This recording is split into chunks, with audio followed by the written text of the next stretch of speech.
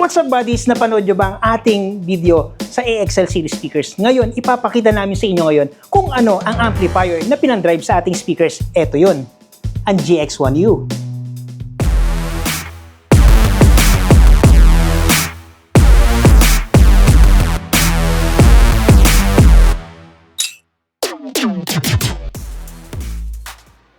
So, kita nyo yan, ang ating GX1U. Napakanipis. Alam nyo, sa era natin ngayon, nauuso na yung mga medyo sexy at maliliit na mga units. Like pagdating sa sasakyan, nandyan ang hatchback. Pagdating sa mga TV, meron na tayong mga wall-fitted na mga TVs. At pagdating naman sa amplifier, meron na tayong 1U rack space, which is ang ating Kevlar GX1U. So, alam namin na iba sa inyo ay naghahanap ng very compact na amplifier unit. So, nag-design ang ating Kevlar Professional ng GX1U. So, ito ay ideal for home entertainment system. So, kung meron kang limited na space for sa amplifier, bagay na bagay ito, ang GX1U. Kung meron ka naman fixed install like sa church, a conference room, or sa public PA system natin, saan mang establishment or saan mang location yan, kung meron kang limited na space para sa amplifier, bagay na bagay ang ating GX1U. Bagay na bagay din to sa mga tropa natin. Meron small rental company. Lalo na kapag meron kang small events lang, kailangan mo lang na very sexy at maliit na amplifier, GX1U ang sagot dyan. Less hassle na, hindi ka magbubuhat ng mabigat na amplifier. So, kita mo, 1U rack space, kayang buhatin ng isang tao lang. So, nakikita natin ang GX1U ay merong 1U rack space, napakaliit, pero wag mong ismolin dahil ang ating unit ay kayang maglabas ng 800 watts maximum power. Ang GX1U ay categorized as Class AB amplifier. At, oops, nagtatanong kayo paano namin napagkasya ang transformer sa loob ng unit. Eto, tignan nyo.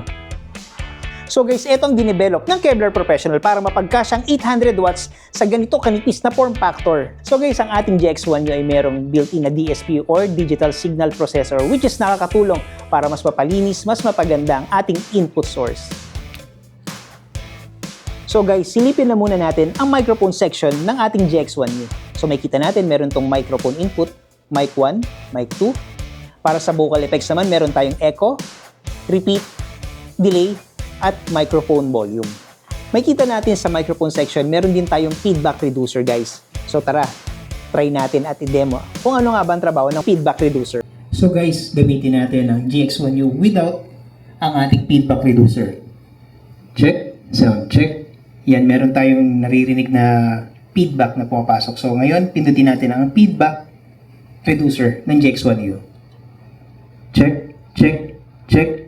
Kita nyo? Napakalaking bagay ng feedback reducer. FYI guys ang feedback reducer sa ating GX1U ay hindi niya talaga totally tinatanggal o inaalis ang feedback. Ito ay tumutulong para mabawasan ang pagkakaroon ng tsansa ng feedback sa ating system. So guys, para maiwasan ng feedback, dapat pa rin natin sundin ang ating mga do's and don'ts. Ilalagay namin ang link dito sa comment section sa baba at panoorin nyo ang video about sa feedback. Meron din itong mic priority function. So ano nga bang mic priority function? Sige, let's play music.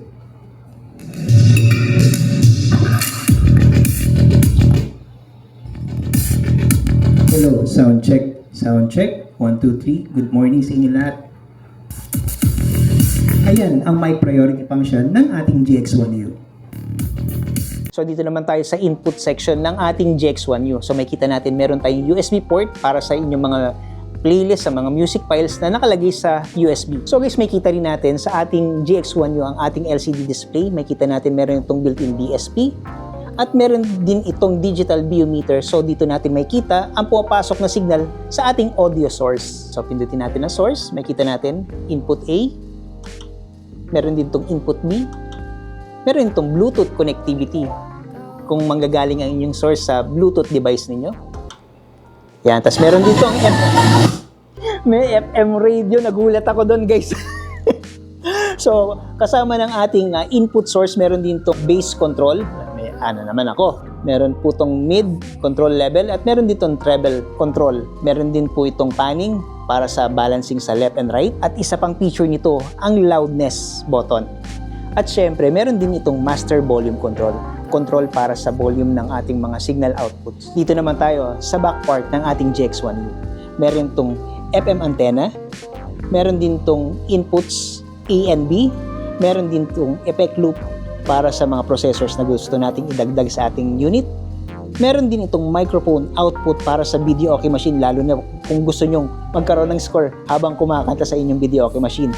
Meron din itong line output, at ang isa sa mga magandang feature nito, meron itong sub-out, lalo na kung meron tayong active na subwoofer. Pwede tayong kumuha ng signal sa sub-out ng GX1U. Meron din itong third microphone input. Ang maganda dito is kung gusto mo nang hindi kita yung connection ng microphone mo, gusto mo tidy look, ayaw mong merong naka-expose sa harapan, pwede mo i-connect ang microphone sa likod. So meron din itong binding post para sa ating output sa speakers, at kaya nitong mag-provide ng 4 ohms. Meron din ito dalawang blower. So ang blower ng ating GX1U is gumagana lang siya once na nakaka-sense na ng medyo mainit ng ating amplifier. So magandang feature din to para sa ating blower kasi mas tumatagal ang lifespan ng ating blower sa ating unit. At syempre, ang isa sa mga importante ay ang fuse. So guys, kung naghahanap kayo ng maliit, compact na amplifier na kaya makipagsabayan sa malalaking units, ito ang GX1U. So, ano pang inaantay nyo? Pumunta na sa pinakamalapit na authorized dealer,